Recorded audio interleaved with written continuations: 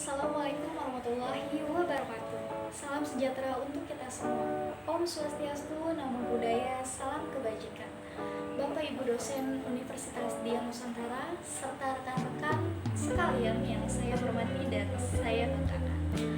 Dunia pada saat ini sedang menghadapi pandemi yang disebabkan oleh SARS-CoV-2 atau yang biasa kita kenal dengan virus corona dan infeksinya yang disebut COVID-19. Infeksi virus ini pertama kali ditemukan di kota Wuhan, Cina pada Desember 2019 lalu dan dengan cepat menyebar ke berbagai belahan dunia. Pandemi ini mempengaruhi berbagai perubahan di sektor sosial ekonomi wilayah yang terjangkit dan bukan cuma wilayah Cina saja. Sampai saat ini, virus corona atau COVID-19 masih menghantui masyarakat dunia. Tak hanya karena jumlah kasusnya yang terus-menerus naik, tetapi cara penularannya yang semakin bervariasi, sehingga membuat banyak masyarakat khawatir. Kutip dari HuffPost, Pusat Pengendalian dan Pencegahan Penyakit AS atau CDC menjelaskan bahwa virus corona atau COVID-19 biasanya tersebar melalui tetesan atau droplet ketika orang yang terinfeksi bersin atau batuk, ketimbang melalui benda-benda yang terkontaminasi. Masing-masing orang memiliki respon yang berbeda terhadap COVID-19 ini. Sebagian besar orang yang terpapar virus ini akan mengalami gejala ringan hingga sedang dan akan pulih tanpa perlu dirawat di rumah sakit. Namun beberapa orang lagi harus mendapatkan perawatan intensif di rumah sakit untuk pemulihan. Sejak pertama diumumkannya virus COVID-19 di awal bulan Maret 2020 lalu oleh Presiden Indonesia Joko Widodo, sebagian besar negara terlihat menerapkan sistem lockdown yang tentunya dengan segala konsekuensi yang menyertai.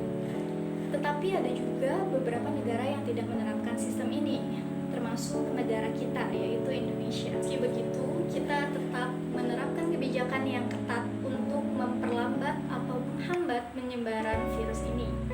Kita ketahui juga jika pemerintah sudah melakukan berbagai macam upaya untuk mengurangi dan menghambat penyebaran virus ini, yang kemudian tercetuslah gugus tugas percepatan penanganan COVID-19.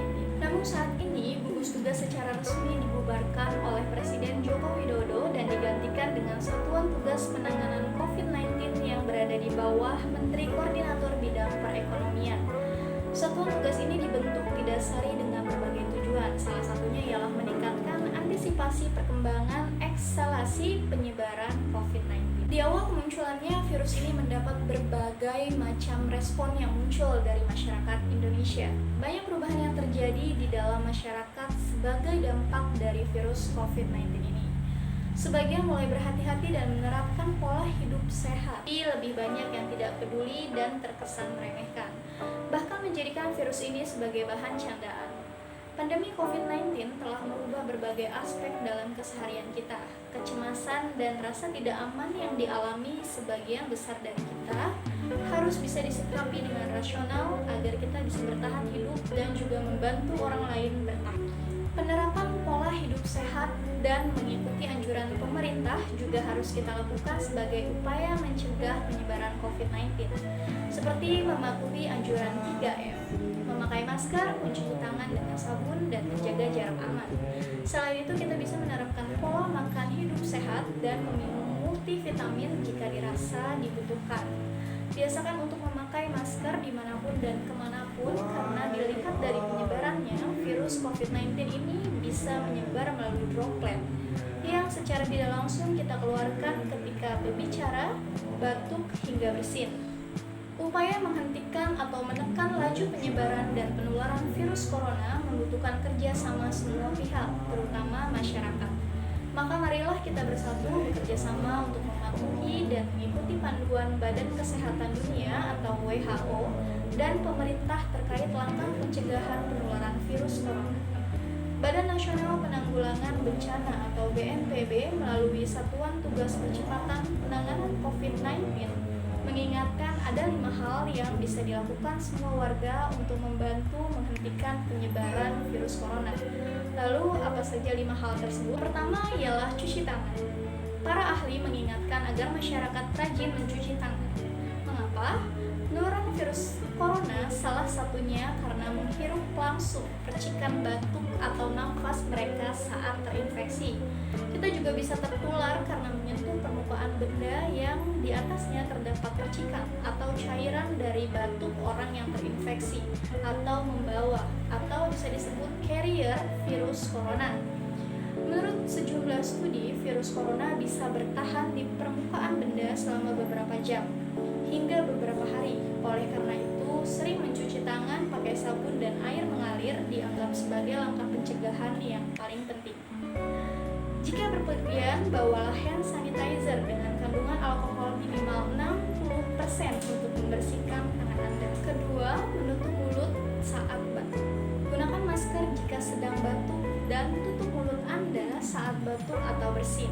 Jika Anda tengah tak menggunakan masker, maka tutup mulut dan hidung dengan siku terlipat saat batuk atau bersin. Ketiga, jangan terlalu sering menyentuh wajah.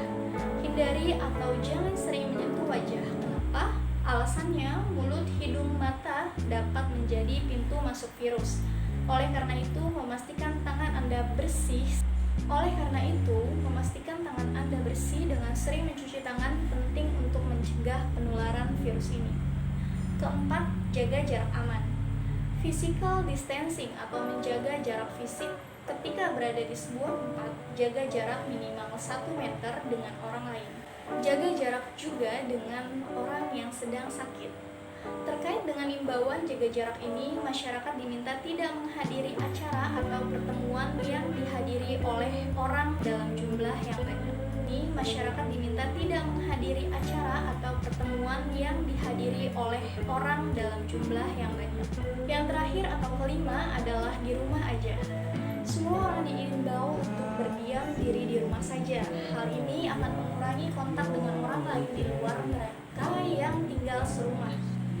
Mari bersama-sama bergotong royong untuk memberantas virus ini untuk Indonesia yang lebih sehat. Saya Desi Amalia, sekian dari saya. Wassalamualaikum warahmatullahi wabarakatuh. Salam sehat.